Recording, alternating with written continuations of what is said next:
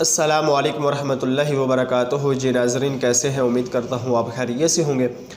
آج میں آپ کے ساتھ قانون مفردہ کی تحریک نمبر 3 کا جو اگلا نسخہ شیئر کرنے جا رہا ہوں وہ ہے عضلاتی گدی اکسیر، یعنی اکسیر نمبر 3۔ تو ہم چلتے ہیں فارماکوپی والی کتاب پہ اور دیکھتے ہیں کہ 3 اکسیر کا نسخہ کیا ہے، اس کو استعمال کیسے کرنا ہے، اس کے بنانے کی ترکیب کیا ہے اور کن امراض کے اوپر ہم اس کو استعمال کر کے اس سے فوائد حاصل کر سکتے ہیں۔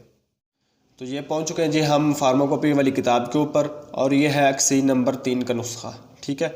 عضلاتی گدی اکسیر، شنگرف رومی 1 تولہ ہے، مرمکی 3 تولے ہے، لونگ 3 تولے ہے۔ پہلے شنگرف کو کم از کم 1 گھنٹہ کھرل کریں، پھر دوسری ادویات ملا کے خوب کھرل کر لیں۔ جب غبار کی مانند ہو جائے تو نخودی گولیاں بنا لیں۔ مقدار خوراک جو ہے وہ 1 گولی دن میں 3 سے 4 بار بوقت ضرورت اور بوقت موقع دیں۔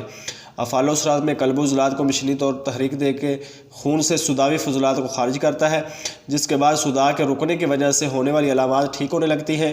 اس کے ساتھ اگر گدی عضلاتی ملین ملا کر دیا جائے تو فوراً 2 چاند ہو جاتے ہیں۔ اس طرح یہ دونوں مل کر مصفی خون نسخہ بن جاتا ہے۔ جلد پر بڑھنے والے دانے اور خارش وغیرہ کے لیے بہترین ہے، اعلیٰ درجہ کا مقوی باء اور ممسک بھی ہے، اس لیے صحیح تشخیص کے بعد احتیاط سے استعمال کریں۔ تو یادداشت کے طور پہ ہم اگلے صفحہ پہ جاتے ہیں، اس کے بارے میں تھوڑا سا بتایا گیا ہے۔ یہ اگلے صفحہ پہ ہم پہنچ چکے ہیں۔ یہ نسخہ تیز ترین اثرات کا حامل ہونے کی وجہ سے فاضل رطوبات اور بلغم کو نیست و نابود کرتا ہے۔ محلل اعصاب ہونے کی وجہ سے عصبی دردوں جن میں کمر درد، پٹھوں کا درد اور ریحی دردوں میں مفید ہے۔ ہم صابر کے ساتھ ملا کر دینے سے فوائد بڑھ جاتے ہیں۔ یہ نسخہ چونکہ مقوی قلب ہے، لہٰذا کیمیائی طور پر حرارت غریزی کی پیدائش شروع کرتا ہے، مشینی طور پر قلب کے فعل میں تیزی پیدا کر کے دوران خون تیز کرتا ہے۔ یہ سب کچھ کرنے کے ساتھ ساتھ فاضل صداع کا اخراج بھی کرتا ہے۔ نیچے ہے غلط استعمال کی صورت میں۔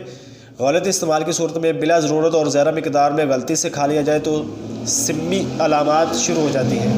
گلے میں درد اور قے آنے لگتی ہے۔ اگر قے آ جائے تو بہت بہتر ہے، اگر نہ آئے تو خود کرانے کی کوشش کریں۔ تریاق کے طور پر گدی اعصابی تریاق یا ملین دودھ گھی ملا کر دیں۔ دوا میں گدی اعصابی ملین یا تریاق دے سکتے ہیں۔ یہ دوا چھوٹے بچوں کو اور کمزور بوڑھے افراد کو استعمال ہرگز نہ کروائیں۔ تو اب انشاءاللہ ملتے ہیں نیکسٹ ویڈیو میں، تب تک کے لیے اللہ حافظ۔ السلام علیکم ورحمۃ اللہ وبرکاتہ۔